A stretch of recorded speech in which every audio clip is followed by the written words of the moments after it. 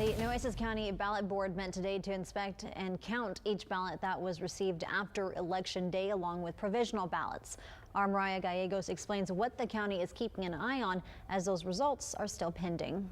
They are processing and counting the ballots that we received from overseas and military voters. The deadline for us to receive those in my office was yesterday. A week after Elections Day, the Nueces County Ballot Board reviewed nearly 400 ballots that either came in from military votes, arrived in the mail, or were filled out as provisional ballots at the polls. Maybe if that person is registered to vote and somehow they were not on the voter rolls, it happens. It's very rare, but it does happen. Then that vote will count.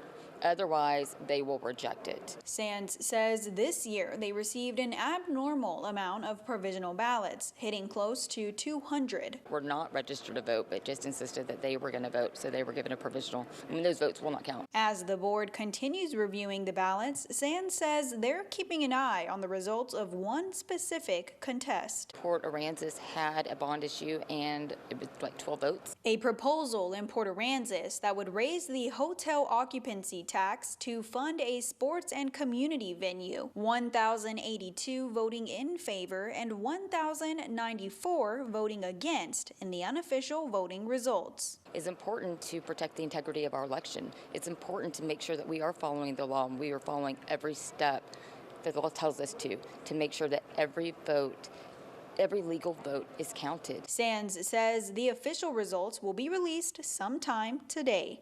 Mariah Gallegos, 3 News.